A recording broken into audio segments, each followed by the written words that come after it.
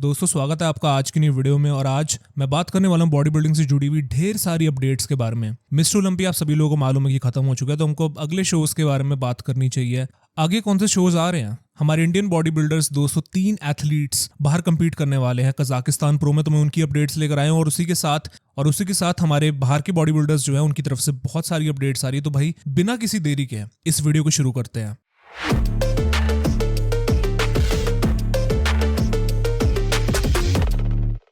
Alright, so hello Insiders, मेरा नाम है असीम और आप लोग देख रहे हो बॉडी बिल्डिंग इनसाइडर। दोस्तों बढ़ते इस वीडियो की सबसे पहली अपडेट पे, और मैं यहाँ पे शुरुआत करना चाहता हूँ अमित आगरे की अपडेट के साथ। अमित आगरे दोस्तों कंपीट करने वाले कजाकिस्तान प्रो में, तो उस कंपटीशन से जुड़ी हुई उनकी तरफ से अपडेट आई। और यहाँ पर अमित को देखा जा सकता है उनके इंस्टाग्राम हैंडल पर, उनके इंस्टाग्राम पे वो पोस्ट डालते हैं। वैसे पोस्ट तो वो काफी सारी डालते हैं, बट जो लेटेस्ट पोस्ट हमको देखने को मिलती है वो है ये वाली वीडियो, जिसमें वो मेंशन करते हैं कि यह 2.5 weeks out Kazakhstan pro show की अपडेट। और इस वाली वीडियो के अंदर जो अपने कोच श्रेडिट कृष्णा के साथ वो देखे जा सकते हैं, and he is flexing his upper body. और आप लोग देख सकते हो each and every single muscle fibre on his upper body. उनके अपर बॉडी में कितने फाइबर और क्या डिटेल्स है वो सब कुछ नजर आ रही है। तो ऑब्वियसली दोस्तों अमित जो है वो तैयारी कर रहे थे मिस्टर ओलंपिया के लिए, इस साल का जो होने वाला था। अनफॉर्चुनेटली वीजा इश्यूज के कारण वो नहीं कंपीट कर पाए, तो अपनी प्रेप उन्होंने कंटिन्यू रखी, हार नहीं मानी और कजाकिस्तान में कंपीट करने का उन्होंने प्लान करा है, जिसके लिए अब उनके पास रह चुके 2.5 वीक्स आउट। इस शो के बारे में बात करूं तो ये शो होने वाला है November 2 को। तो सबसे पहले दोस्तों जो इनकी तरफ से अपडेट्स जो बहुत सारी आई हैं अमित की तरफ से, और यहाँ पे मैं इनका आपको बैक पोज भी दिखाना चाहता हूँ कि अमित कितने ज्यादा यहाँ पे उनकी कंप्लीट बैक नजर आ रही है। You can see the trap muscle कितनी ज्यादा वो डेंस है और कितनी पॉप कर रही है। उसी के साथ इनकी लोअर बैक भी काफी डेवलप्ड है, तो काफी इनके पास एडवांटेजेस हैं कि ये काफी कंप्लीट पैकेज लेकर आते हैं, द पैकेज विच आर जजेस लुकिंग फॉर। तो इनके मेरे को बैलेंस फिजिक लगती है, ना ये एकदम ओवरली मसल्ड और डेंस लगते हैं जैसे कि अनिक घोष हैं, और ना ही एकदम सिलेंडर टाइप इनकी फिजिक लगती है। तो बहुत ही बैलेंस से अच्छा लेकर आते हैं मेंस फिजिक का, साथ में पोजिंग भी डिसेंट करते हैं। तो मैं देखना चाहता हूँ कि जो इनकी ओलंपिया की प्रेप थी, जो हम लोग पैकेज ओलंपिया में देखने वाले थे इनकी तरफ से,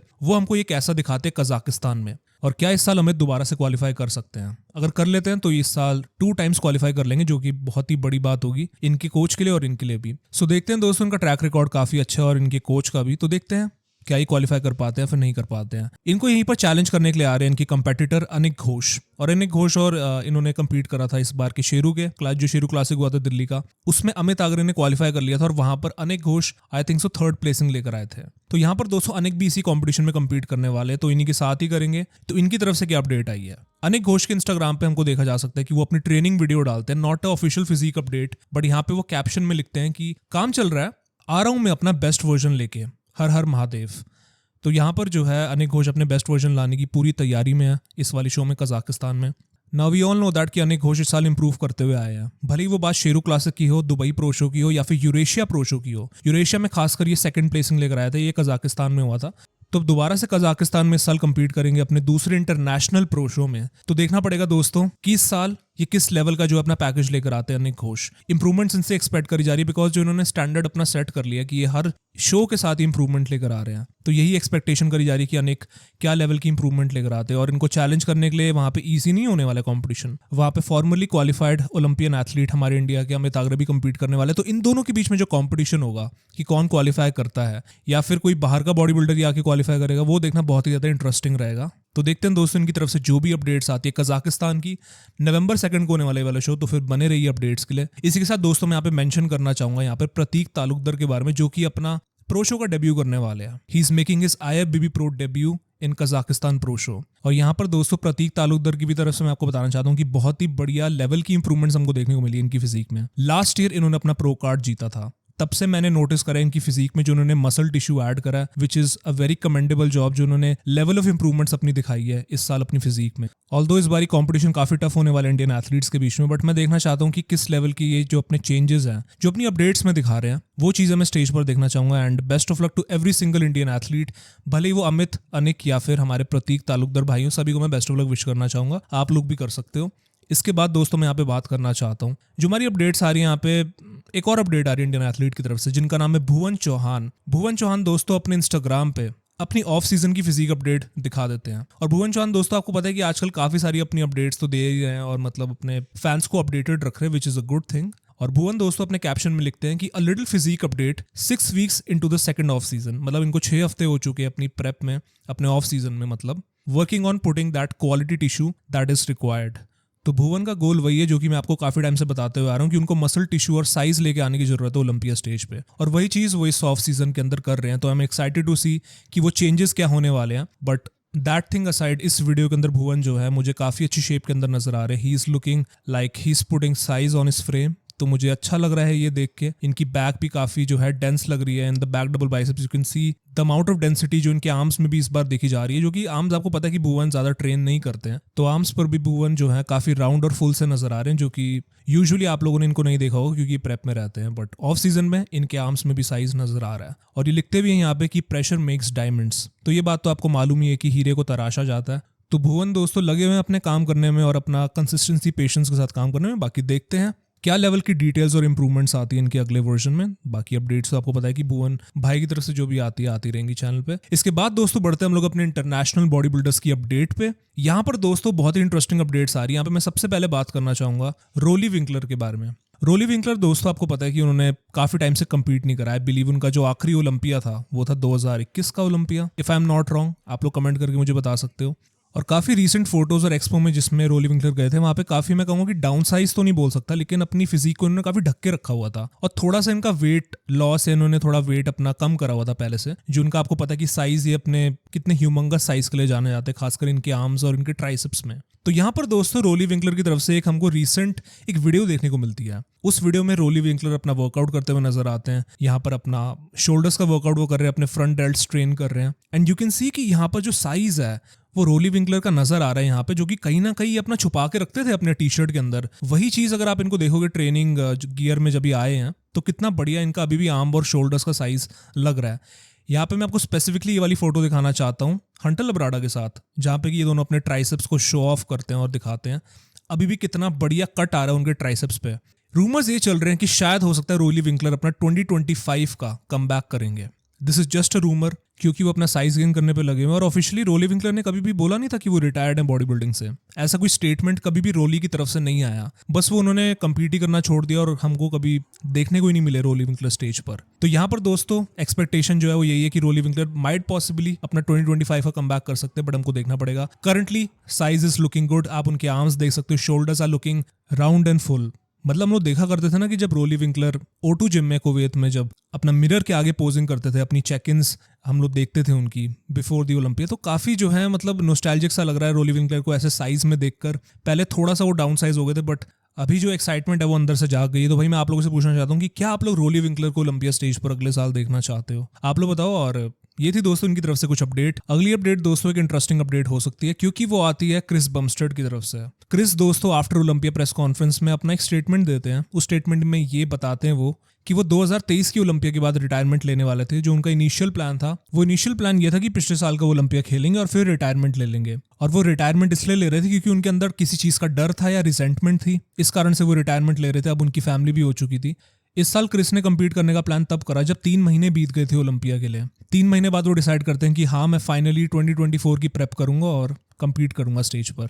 और ना केवल सिर्फ रिटायरमेंट अपनी लूंगा, बट इस प्रेप को एंजॉय करूंगा। तो क्रिस ये बताते हैं कि ये वाली प्रेप उन्होंने सबसे ज्यादा एंजॉय करी अपनी पूरी करियर में।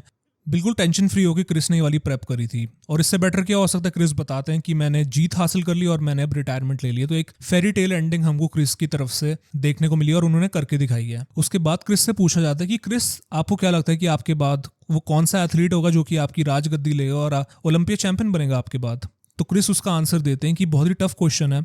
बहुत से अमेजिंग एथलीट्स है like Raymond Dino, Wesley improve करके आ सकते हैं, और माइक समरफेल्ड वो कितने बढ़िया और कितने बढ़िया एथलीट साबित हुए हैं इस बार। तो काफ़ी एथलीट्स हैं, बट वो किसी का नाम नहीं लेते हैं सीबम। इसके बाद वो ये भी बताते हैं, एक इंपॉर्टेंट चीज़ क्रिस बमस्टेड बताते हैं कि मैंने डैन सोलोमन से अभी तक बात नहीं करी है, बट मैं यहाँ पर I want to spice the money of classic physique and मैं चाहता हूँ कि मैं एक फैट चेक दूँ जो भी विनर होगा अगले साल का। मतलब क्रिस बमस्टेड ये बताना चाहते हैं कि मैं अगले साल को ओलंपिया का जो क्लासिक फिजिक का विनर होगा, मैं मेक श्योर करूंगा कि उसको ज़्यादा से ज़्यादा प्राइज मनी मिल सके मेरी तरफ से। और देखो ऑब्वियसली बात है, जो इस साल प्राइज मनी इंक्रीज हुआ है ओपन बॉडी बिल्डिंग का, हम लोग ये नहीं इग्नोर कर सकते हैं फैक्ट कि क्लासिक फिजिक एक बहुत ही पॉपुलर मेंस बॉडी बिल्डिंग की डिवीजन है। और यहाँ पर और विनर को भी यहाँ पे जो कि क्रिस बमस्टेड बने थे उनको सिर्फ 50 लाख रुपए मिले थे। वही ओपन बॉडी बिल्डिंग में सैमसन को 5 करोड़ रुपए मिले। तो यहाँ पर ऑलमोस्ट 10 गुने का जो है यहाँ पे डिफरेंस है क्लासिक और मेंस ओपन बॉडी बिल्डिंग में। तो क्रिस यहाँ पर अपनी तरफ से जो है चेक देना चाहते हैं अगले साल के विनर को। तो बॉबचिक बोलते हैं कि अब आप जिम शार्क के साथ जुड़ गए हो इसलिए आप इतना बड़ा प्राइज मनी देने की बात कर रहे हो। बट क्रिस बमस्टेड बोलते हैं कि मैं अपनी तरफ से और अपने हिस्से से जो है चेक दूंगा जो विनर होगा क्लासिक फिजिक का। तो ये थी दोस्तों कुछ अपडेट क्रिस बमस्टेड की तरफ से कि वो एक बड़ा सा चेक देने वाले हैं क्लासिक फिजिक को, और he wants to give back to the sport जिन्होंने उनको इतनी रिकग्निशन दी और इतनी सक्सेस दी है। अब जो मैं अगली अपडेट आपको बताने वाला हूँ उसमें रूमर बहुत ही तगड़ा आ रहा है, और वो रूमर ये है कि क्या रेमोंड डिनो हानी रैम्बोर्ट के साथ है इस टाइम पर। ये वाली फोटो जो है सर्कुलेट कर रही है इंटरनेट पे, जो कि हमको दिखाती है कि रेमोंड डिनो देखे जाते हैं हानी रैम्बोर्ट के साथ। हालांकि ये वाली फोटो एडिटेड है, बट काफी रूमर्स चल रहे हैं कि रेमोंड डिनो ने आफ्टर ओलंपिया हानी रैम्बोर्ट को ज्वाइन कर लिया। अब दोस्तों सीबम जो है, जो फॉर्मली उनके साथ काम करते थे हानी रैम्बोर्ट के साथ, अब सीबम रिटायरमेंट ले चुके हैं। तो सीबम की अब कौन जगह ले सकता है? यहाँ पे रेमोन का नाम बहुत ही फिट बैठ रहा है। रेमोन की करंट कोच है क्रिस असीटो, जिन्होंने उनको प्रेप करवाई थी। यहाँ पे कहीं ना कहीं मेरे को ऐसा लग रहा है कि जो रेमोन की परफॉर्मेंस निकल कर आई है इस साल, पहले उन्होंने आर्नोल्ड क्लासिक में वेस्ली से उनको हार मिली, उसके बाद ओलंपिया में वो 4th प्लेसिंग लेकर आए, तो उनकी परफॉर्मेंस इतनी बढ़िया नहीं रही है इस साल। तो उनको कोई ना कोई अपना कोच चेंज करना पड़ेगा, या तो गेम प्लान चेंज करना पड़ेगा टू कम इन बेटर। तो हानी रैम्बोर्ट से बेटर और क्या फॉर्मूला हो सकता है? हानी रैम्बोर्ट को मालूम है कि कंडीशनिंग कैसे लाई जाती है एथलीट्स में, और उनका जो नॉलेज है, उनकी गाइडेंस मुझे लगता है कि रेमोन को काफी हेल्प कर सकती है अपना बेस्ट लाने के लिए। और उनके जो चांसेस होंगे ओलंपिया जीतने के लिए वो डेफिनेटली मुझे लगता है कि डबल या ट्रिपल हो सकते हैं जीतने के लिए। बिकॉज अब क्रिस नहीं है तो उनका कॉम्पिटिशन कौन है रेमोन का? पिछले 2 सालों से रेमोन सबको हराते हुए आ रहे थे, बस सीबम को नहीं हरा पाए थे। बट सीबम तो रिटायरमेंट ले चुके हैं, तो रेमोन के पास यहाँ पे बहुत ही बढ़िया चांस है कि वो हानी के साथ टीम अप होकर उनकी नॉलेज और गाइडेंस फॉलो करें और अपना वर्क एथिक और अपने जेनेटिक्स को काम पर लगाएं, और फिर एक कॉम्बिनेशन बन सकता है और रेसिपी बन सकती है तबाही की ओलंपिया स्टेज पर। और यहाँ पे फनीली बहुत सारे लोग जो कमेंट सेक्शन में लिख रहे हैं कि रेमोंड डिनो को जो है सैमसन दौदा की वाइफ को हायर करना चाहिए जो कि एक फनी बात है। हालांकि सैमसन की वाइफ इस बार बहुत ही सही साबित हुई है सैमसन के लिए, उनको ओलंपिया टाइटल उनका जितवा दिया। तो यहाँ पे लोग ऐसे जोक के वे में लिख रहे हैं कि रेमोन को सैमसन की वाइफ को हायर करना चाहिए। बट ऑल सीरियसनेस दोस्तों, मैं आप लोगों से पूछना चाहता हूँ कि आपको क्या लगता है कि क्या हानी रैम्बोर्ट फाइनली रेमोंड डिनो को अनस्टॉपेबल बना सकते हैं? और जो एक कर्स बना हुआ है, या फिर आप कह सकते हो कि एक शराब बना हुआ है कि रेमोंड डिनो ओलंपिया नहीं जीत सकते, क्या वो सच या फिर कह सकते हो कि झूठ साबित हो सकता है इस बार अगर वो हानी रैम्बोर्ट को हायर करते हैं एज अ कोच? आप लोग बताओ अपने थॉट्स कमेंट सेक्शन में। इसके बाद दोस्तों जो अपडेट आती है वो आती है सैमसन दौदा की तरफ से। इसी प्रेस कॉन्फ्रेंस में सैमसन दौदा से पूछा जाता है कि अब आपके लिए आगे का प्लान क्या होने वाला है, जिसका कि सैमसन दौदा जवाब देते हैं कि अब आगे उन्होंने सोचा प्लान करने का कम्पीट आर्नोल्ड क्लासिक 2025 में। तो सैमसन यहाँ पे ओलंपिया जीतने के बाद एक बड़ी अनाउंसमेंट कर देते हैं कि एक चैंप होकर वो आर्नोल्ड क्लासिक में कम्पीट करेंगे।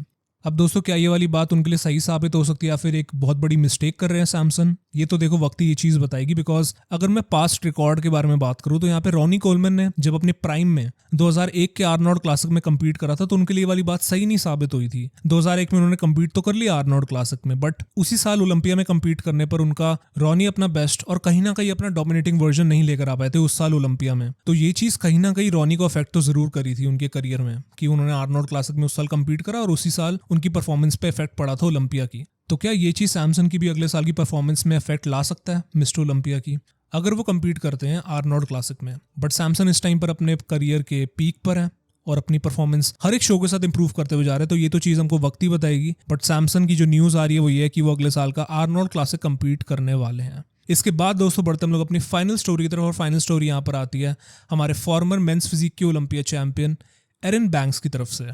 और एरन बैंक्स पर एक बहुत ही बड़ा रूमर चल रहा है। वो रूमर ये है कि एरन बैंक्स रिटायरमेंट लेने वाले ओलंपिया के बाद। कई लोगों को ऐसा लग रहा है कि एरन बैंक्स गुस्से में आ गए और वो रिटायरमेंट लेने वाले हैं, क्योंकि उनकी 3rd प्लेसिंग आई थी, वो गए थे जीतने के लिए, बट लास्ट 2 सालों से एरन बैंक्स जीत नहीं रहे हैं, तो वो तंग आकर थक गए हैं और वो रिटायरमेंट लेने वाले हैं। तो यहाँ पर रूमर्स को एड्रेस करने के लिए एरन बैंक्स आते हैं एलेक्स टॉपलिन के पॉडकास्ट पर। वहां पर वो ये बताते हैं और एड्रेस करते हैं रूमर्स को। वो ये बताते हैं कि मैं गुस्से में नहीं हूँ, मैं बस जजिंग से मैं संतुष्ट नहीं हूँ और मैं एग्री नहीं करता बस मैं। और मैं इतना तो क्लियर करना चाहता हूँ कि मैं गुस्सा नहीं हूँ जजिंग से।